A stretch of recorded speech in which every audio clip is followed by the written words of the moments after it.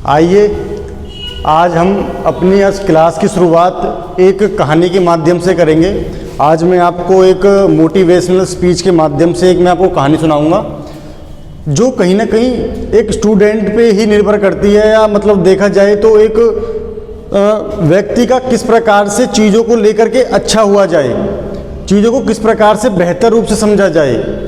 ज़्यादातर देखा जाए तो हम वही काम कर रहे हैं और करते आ रहे हैं, और मुझे लगता है कि आने वाले समय में भी यही करेंगे। जहाँ तक हम देखते हैं तो यही समाज के दायरे में चली आ रही हैं चीज़ें। तो आइए हम अपनी आज का जो सेशन है, आज की जो क्लास है, वो एक स्टोरी के माध्यम से, कहानी के माध्यम से मैं आज शुरू करूँगा आपके साथ। तो आपको बड़े ध्यान से सुनना है मुझे, और बड़े तरीके से लेकर के चीज़ों को बड़े आराम से लेकर चलना है। तो मैं अपनी कहानी की शुरुआत करता हूँ आपके साथ। कहानी की शुरुआत कुछ इस तरह से है कि एक संत थे। संत वन में रहते थे। तो वन में जब वो रहते थे तो एक बार क्या हुआ, क्योंकि संत का काम होता है भ्रमण करना। जब संत भ्रमण करने के लिए जा रहे थे तो उन्हें कुटिया के बाहर, जहाँ उनकी कुटिया थी, तो कुटिया के बाहर उन्होंने वहाँ पर एक अपने पास में एक तोते को देखा, और तोते को देखने के बाद पाया कि उसके एक पंख से लगातार रक्त बह रहा है, मतलब खून का फ्लो लगातार बह रहा है, और जो तोता है वो उड़ने में असमर्थ है। तो उन्हें लगा कि ये जो तोता है, अगर देखिए मैं संत हूँ, और संत को बताया जाता है कि अगर सेवा का काम जो है, देखा जाए तो संत की भूमिका क्या होती है, समाज की सेवा करना, जीव की सेवा करना, मतलब समाज के उत्थान का काम देखा जाए तो एक संत का होता है। तो उन्होंने कहा कि मैं रास्ते में निकल रहा हूँ, काफ़ी लंबे समय बाद भ्रमण पर भी हूँ, तो इस प्रकार की अवस्था को देखना मेरे लिए सहज नहीं है। तो वो एक काम करते हैं। काम क्या करते हैं, तोते को उठाते हैं, अपने हाथों में लेते हैं और कुटिया की तरफ वापस चले जाते हैं। जाने के बाद उसकी लगातार मलहम पट्टी करते हैं, और वो चाहते हैं कि इस तोते का जीवन आने वाले समय में भी क्या रहे, बरकरार बना रहे, कोई इसकी हत्या ना कर दे। देखा जाए तो क्यों, जैसे इस प्रकार की कंडीशन है, कम से कम मैं इतना इसको सक्षम बना दूं, कम से कम इतनी इसकी लाइफ अच्छी हो जाए कि आने वाले समय में किसी पर निर्भर ना रहे। तो वो उनके साथ लगातार तोते के साथ 3 से 4 महीने साथ रहते हैं, तोते की मलहम पट्टी करते हैं, और लगातार उसे एक अभ्यास के द्वारा चीज़ों को सिखाना शुरू करते हैं कि जिससे कि इसकी एक लाइफ बनी रहे बरकरार आने वाले समय में। तो वो तोते की लगातार मलहम पट्टी करते हैं, उसको एक पूरी प्रॉपर एक क्लास देते हैं। क्लास देने के साथ साथ तो बस उसे 4 लाइनें ही सिखाते हैं, लगातार उसको एक अभ्यास पर उसके एक अभ्यास भी रखते हैं। तो मतलब देखा जाए तो तोते को क्या लाइन सिखाती हैं, तोते को बताया जाता है कि बहेलिया आएगा, क्या करेगा, बहेलिया आएगा, जाल बिछाएगा, दाना डालेगा, फंसना मत, फंसना मत, फंसना मत। तो तोते को संत के द्वारा ये लाइनें सिखाई जाती हैं। और देखा जाए तो तोता अन्य पक्षियों की अपेक्षा थोड़ा चतुर भी होता है। देखा जाए तो बहुत उसमें एक सीखने की अच्छी ललक होती है, और चीज़ों को बड़े अच्छे से सीख भी लेता है। तो देखा जाए तो 6 महीने 4 महीने की अवधि के दौरान तोते ने अपने आप को बड़ा अच्छा सुदृढ़ कर लिया, और साथ साथ थोड़ा जो संत थे उनको भी अच्छा लगने लगा कि अब इसकी जान बच जाएगी। तो संत ने कहा कि अब मेरा समय चलने का आ गया है, अब आप भी अच्छे हो गए हो, तो ऐसा काम करते हैं कि आप अब निकल जाइए यहाँ से। तो तोता भी उड़ने स्टार्ट कर देता है, पेड़ पे बैठा होता है। तो एक्चुअली होता क्या है कि संत कहते हैं कि अब मैं जा तो रहा हूँ, क्या पता कि एक बार इसका मैं निरीक्षण कर लेता हूँ कि तोते ने जो कुछ मैंने अब तक इसे समझाया है, इतना मैंने इसके बारे में इतना समय दिया है, कम से कम व्यर्थ तो नहीं गया है। तो संत पूछते हैं कि भाई तोते ये बता कि मैंने तेरे को क्या सिखाया है। तो तोता क्या बोलता है, तोता कहता है कि बहेलिया आएगा, जाल बिछाएगा, दाना डालेगा, फंसना मत, फंसना मत, फंसना मत। ये सेंटेंस संत सुनते हैं और वहाँ से तुरंत प्रस्थान कर जाते हैं। तो जैसे ही प्रस्थान करते हैं तो 2-4 दिन बाद बहेलिया आता है उस एरिए में। तो तोता क्या कहता है बहेलिया को देखकर, बहेलिया आएगा। तो चौंक जाता है बहेलिया भी एक बार को कि ये आवाज़ आई कहाँ से। तो तोता ऊपर बैठा था, उसने तोते को देखा, तोता ने कहा कि जाल बिछाएगा। बहेलिया और चौंक गया कि भाई इसको कैसे पता, इसकी कोई भविष्यवाणी हुई है क्या मेरे आने से पहले की। तो जाल बिछाता है। जाल बिछाने के बाद तोता फिर कहता है कि दाना डालेगा। और वही होता है बाद में, जैसे कि आपको लग रहा है तो दाना डालता है। अब फिर क्या कह रहा, जैसे ही दाना डाला तो तोता को क्या लगा, तोते की जो होती है ना कि टंग में स्वाद आने लगा कि अब दाना डाला गया है। अब वो भूलने लगा कि संत ने मुझे क्या पढ़ाया है। तो अंत में क्या कहता है, जैसे ही दाने डाले जाते हैं, फसना मत फसना मत फसना मत, अंत में क्या कहता है कि दानों के पास चला जाता है। उड़ते उड़ते 3 बार कहता है फसना मत फसना मत फसना मत, मतलब लगातार ही उसके जाल में वो फंस जाता है। और बहेलिया क्या करता है, जाल डाल देता है। तो एक्चुअली हुआ क्या, बहेलिया आया, जाल बिछाया, दाना भी डाला और तोता उसमें, हालांकि उसने पढ़ा हुआ था, क्या पढ़ा हुआ था कि बहेलिया आएगा, जाल बिछाएगा, दाना डालेगा, फसना मत फसना मत फसना मत। और अंत तो गत्वा, आखिरकार तोता उसके जाल के अंदर फंस ही गया। तो बहेलिया को बड़ा अजीब सा लगा कि उसने कहा कि इसे सब मालूम था और जो मैं कर रहा था इसने कहा भी, लेकिन ये फंस कैसे गया। और उसने कहा कि ये तो बाद का काम है, पहले अपना इसको काट कर बनाकर इससे अपना पहले पेट भर लूँ, बाद में देखता हूँ। तो जैसे उसने जाल उठाया और अपनी पीठ पर लादा, तो तोता क्या कह रहा है, तोता भी अभी यही बात कह रहा है, बहेलिया आएगा, जाल बिछाएगा, दाना डालेगा, फसना मत फसना मत। तो बड़ा उसे लगा कि ये बड़ा बेवकूफ़ है, कौन, तोता। तो जैसे ही आगे चल के जब वो अपना दराती, जैसे चाकू होता है, एक दराती होता है कि देसी भाषा में, तो जैसे वो अपना चाकू पहना रहा होता है, मतलब उसे धारदार बना रहा है, तो तोता जब भी क्या कहता है कि बहेलिया आएगा, जाल बिछाएगा, दाना डालेगा, फसना मत फसना मत फसना मत। अब वो कह रहा है कि आज मैं तेरी गर्दन को काटूंगा, तेरी आज मैं तेरी सब्जी बनाऊंगा। तो इसका मतलब क्या है, तो इसका जो निष्कर्ष क्या निकला है इस कहानी का, निष्कर्ष यही निकला है कि तोते ने चीज़ों को रट तो अच्छा लिया, लेकिन उनका अर्थ नहीं समझ पाया कि इसका वास्तविक अर्थ क्या था। तो यही जो चीज़ें हैं सारी, ज़्यादातर हम क्या करते हैं, चीज़ों को रटना शुरू कर देते हैं, रटते हैं कि बस लिखे जा रहे हैं फलाना फलाना कि ये कब वो फलाना, इसके बाद क्या। तो ज़्यादातर स्टूडेंटों के साथ क्या हो रहा है और ज़्यादातर चीज़ें चल क्या रही हैं संस्थानों के अंदर, यही चल रही हैं कि बस रट्टाफिकेशन चल रहा है, रट्टाफिकेशन चल रहा है। किस तरह से, तोते की तरह से। देखा जाए तो आजकल के विद्यार्थियों की स्थिति स्कूलों के अंदर हो, चाहे कॉलेजों के अंदर हो, चाहे कोई भी संस्थान हो, ज़्यादातर देखा जाए, अधिकांशतः देखा जाए तो रट्टाफिकेशन का ही काम चल रहा है, जिसमें हम तोते बनकर बैठ गए हैं। और बहेलिया क्या करता है, बहेलिया कि हम एग्ज़ाम में फंस जाते हैं, किस चक्कर में, कंसेप्ट ही क्लियर नहीं है, चीज़ों को लेकर के चीज़ें क्लियर नहीं है, बस रटे जा रहे हैं रटे जा रहे हैं। रटना ज़्यादा से ज़्यादा आपके एग्ज़ाम के समय तक हो सकता है, आपको एग्ज़ाम है तब तक तो आपका काम कर सकता है। मुझे नहीं लगता कि आप इतने बड़े अल्बर्ट आइंस्टाइन भी हैं चीज़ों को लेकर के। कुछ ही अल्प समय के लिए होता है रट्टाफिकेशन भी, ज़्यादा लंबा नहीं चल सकता रट्टाफिकेशन, क्योंकि आपको चारों विषय लेकर के चलने होते हैं। और सबसे बड़ी बात क्या होती है कि बहुत से लोग क्या करते हैं कि वो एग्ज़ाम में 100 नंबर का, और 4 जो सब्जेक्ट हैं, 4 जो विषय हैं, वो प्रॉपर 25 25 25 25, मतलब चारों की जो है बारंबारता और जो चारों का इक्वल है, मतलब चारों 25, मतलब अपने आप में एक, चारों अपने आप में महत्व रखते हैं। लेकिन आजकल का बच्चा क्या कर रहा है, बच्चा कर रहा है मैथ पे फोकस, बच्चा कर रहा है रीजनिंग पे फोकस, बच्चा कर रहा है इंग्लिश पे फोकस, बच्चा कर रहा है हिंदी पे फोकस। फोकस का मतलब क्या है कि वो एक सब्जेक्ट को तो बहुत ज़्यादा पढ़ रहा है, वहीं दूसरे सब्जेक्ट को वो असम्मान कर रहा है। असम्मान का मतलब है कि कम पढ़ रहा है उसको। देखा जाए तो एक सब्जेक्ट से या एक विषय से सिलेक्शन हो जाएगा, ये असंभव है। आप मुझसे लिखवा लेना स्टाम्प पेपर पे कि जिस पेपर में 100 नंबर का टोटल कुल मार्क्स है, पूर्णांक है, उसमें अगर आप चारों विषय एक समान है और आप केवल 2 सब्जेक्ट पे ही ध्यान दे रहे हो, तो गारंटीड मैं लिख सकता हूँ कि आपका सिलेक्शन नहीं होगा। आपको मैथ को भी उतनी महत्ता देनी है, रीजनिंग को भी उतनी महत्ता देनी है, हिंदी है तो हिंदी को देनी है, इंग्लिश है तो इंग्लिश को भी देनी है, और साथ में जीएस को भी देनी है। मेरे फ्रेंड सर्कल में बहुत सारे विद्यार्थी थे, देखा जाए उनका मैथ बहुत अच्छा था, 50 में से 50, रीजनिंग 50 में से 50, इसमें कोई बड़ी बात नहीं है।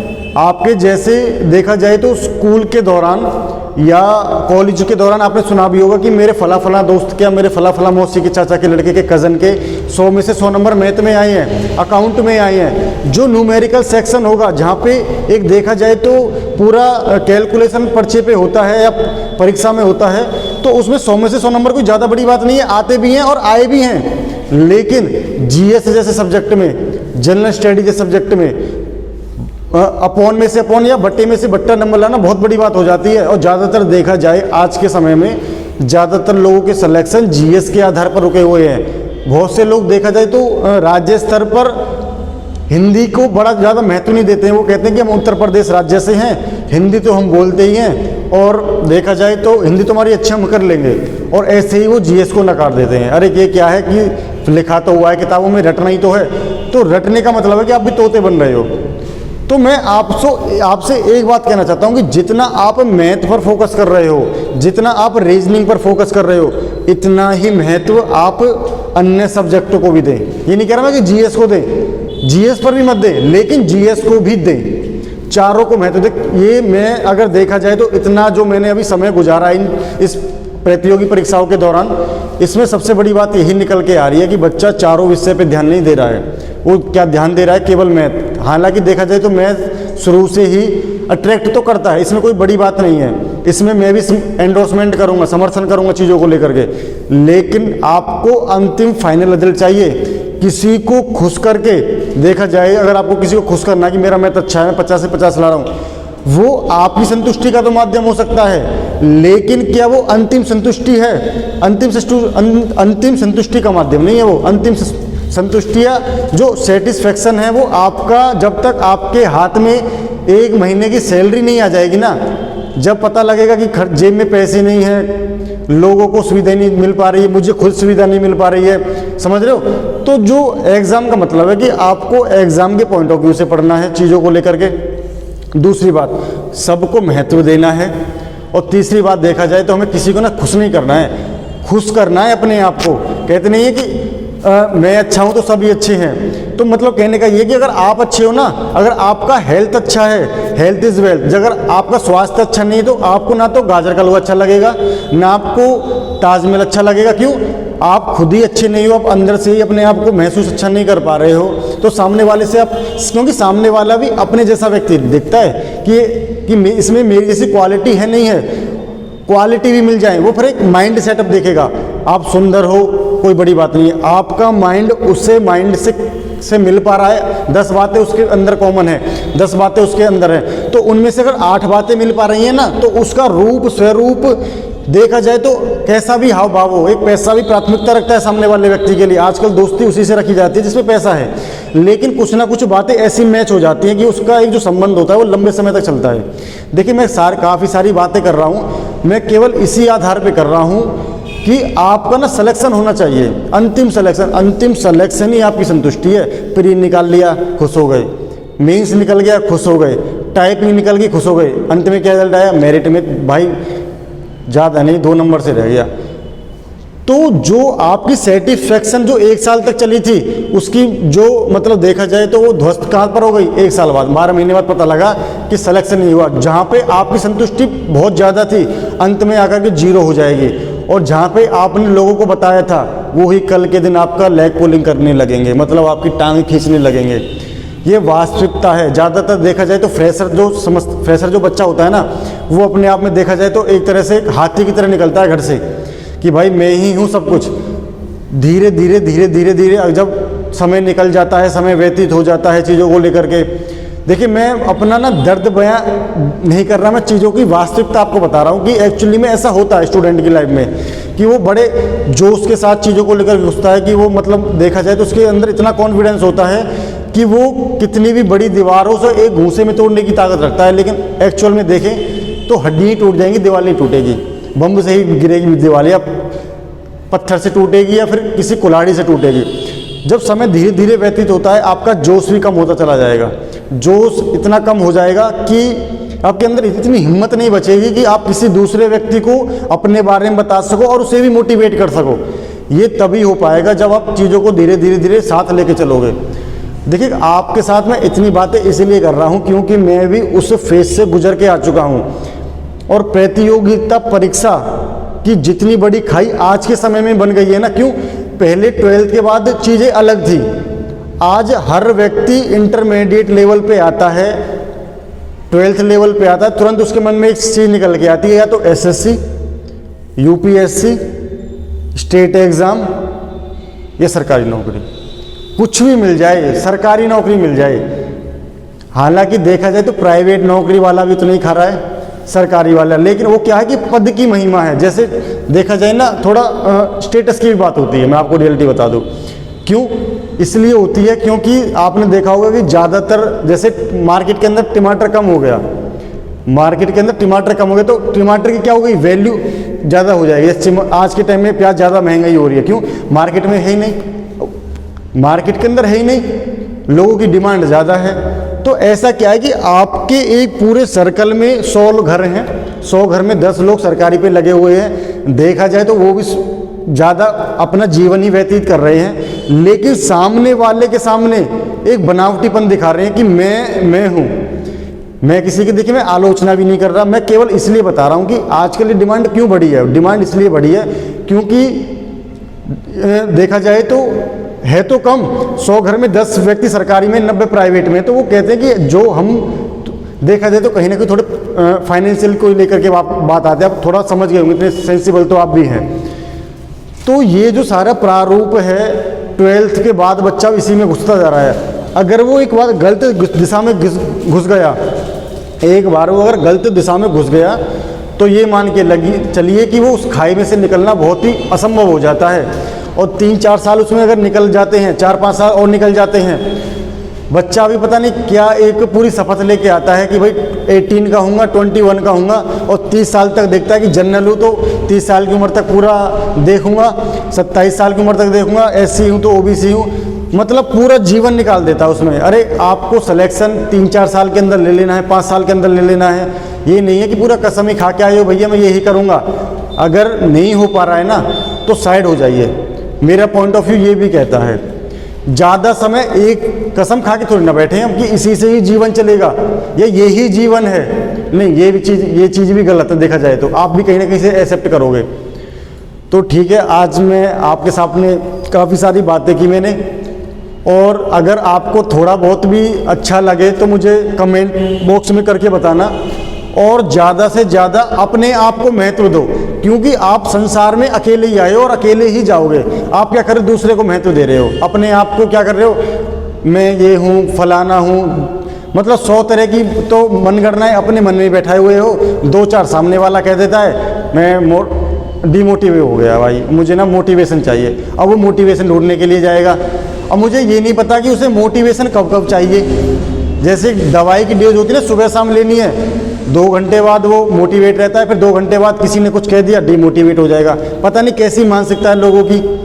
मोटिवेशन की क्लास लेने जा रहे हैं, सर मोटिव कर दो मुझे। अब मोटिव कर दिया तो ऐसा कौन सा वो झंडा गाड़ देगा, मुझे ये भी नहीं पता।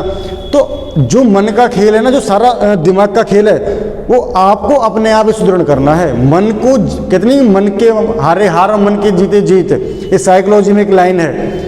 तो सारी कहानी मन से ही आती है। किसी को ज़्यादा महत्व मत दो, अपने को दो, और कम से कम दोस्त बनाओ, 2 ही बनाओ, पर अच्छे बनाओ। ये नहीं कि संख्या बना ली आपने पूरी कुतुब मीनार की तरह, 5-6-50 दोस्त हैं और काम पड़ा भैया सब ठंटन गोपाल, कुछ भी नहीं है, सब भरभ्रम था, एक बार में चकनाचूर, ये मैं, फिर क्यों गाली भी निकालते हो आप, ये होता भी है। सबसे बड़ा जो मैंने चीज़ देखी ना कि आपने जो बचपन में दोस्त बना लिए हैं, जो आपके साथ आज भी डटे हुए हैं, उन्हीं से संबंध को गहरा करो। ये नहीं कि नए नए मार्केट में जोड़े जा रहे हो कि ये चीज़ है, चलो इसे भी रख लेता हूँ, अरे ये इसे भी रख लेता हूँ। नहीं, कम से कम जितने कम रहेंगे उतना ज़्यादा अच्छा रहेगा आपके लिए। जितनी भीड़ जोड़ोगे उनमें ही उलझते चले जाओगे और उन्हीं में खप जाओगे एक दिन आगे। तो मतलब यही है कि आपको मैं सरल शब्दों में कह दूं, अपने आप को महत्व दो। आप भी स्पेशल हो किसी न किसी रूप से, आप भी कहीं ना कहीं डायमंड हो अपने लिए। जैसे एक माँ के लिए एक बच्चा होता है ना, अपना बच्चा कैसा भी हो, कितना भी बुरा हो, कितना भी काला हो, कितना भी कैसा भी हो, क्रूप हो, उसके लिए वो अपना बेटा ही होता है। वो दूसरे बच्चे को इतना महत्व कभी नहीं देगी जितना अपने बच्चे को देगी। तो मुद्दा क्या है कि लोग अपने आप को नहीं समझ पा रहे हैं कि मैं क्या हूँ, अपने आप को लेके बैठ जाते हैं, दूसरों को देखते रहते हैं, अरे ये फलाना वो। अरे आप भी तो वही हो, आप में भी खून है, आप में भी आंखें बनी हुई हैं, अच्छी बाल हैं। मतलब दूसरे को कॉपी करना है, करिए कॉपी किस चीज़ में, अन्य चीज़ों को लेकर के। ये नहीं कि हर चीज़ में उसकी भौतिकतावादी को लेकर के आप पीछे पड़े हुए हो, नहीं, ये नहीं। जितना है उसी में संतोष रखिए। सेटिस्फैक्शन का मतलब है कि अगर आप संतुष्ट हो, आप अपनी चीज़ों को पूरा कर पा रहे, तो वो उससे ज़्यादा बड़ी संतुष्टता कोई नहीं है। आप लगे हुए दूसरे व्यक्ति को देखने के लिए, अब ये मिल गया, अब वो चाहिए, अब ये चाहिए, वो चाहिए। अब मुझे नहीं लग रहा कि कितने व्यक्ति इससे मोटिवेट होंगे। इससे सुनने के बाद या तो वो डीमोटिवेट हो जाएंगे अगर अच्छी नहीं लगेगी, या मोटिवेट हो जाएंगे, फिर वो नई वीडियो ढूंढेंगे। यही चक्र चलता रहता है आपके साथ पूरे 24 घंटे में, 12 महीने मोटिवेट डीमोटिवेट। बच्चे आते सर जी मोटिवेशन की कहानी सुना दो, सुना देता हूँ, तब तक जोश रहता है, फिर फिसड्डी हो जाते हैं वो। ये मुझे ना सबसे गंदा कॉन्सेप्ट लगा है। मोटिवेशन स्पीच सुन रहे हो आप, कहानियाँ सुन रहे हो, ये फिर दूसरों की बातें करते हो। दूसरों की कम से कम करो, अंदर रखो, अंदर रखो, लेकिन अपनी बात की ज़्यादा महत्व रखो। अब घमंड में भी नहीं आना आपको। देखिए मैं आज का सेशन यहीं पे समाप्त करता हूँ। काफ़ी सारी बातचीतें हो गई हैं, धीरे धीरे मैं आपसे ऐसे बातचीत करता रहूँगा। अंत में यही कहूँगा कि ज़्यादा से ज़्यादा अपने आप को स्ट्रांग बनाएं, वीडियो को आगे बढ़ाएं, मत बढ़ाइए। अगर आपको अच्छी लगे तब थोड़ा इस पर काम करना शुरू कीजिए और हमारे साथ थोड़ा सहयोग भी कीजिए। आज के लिए इतना ही। धन्यवाद।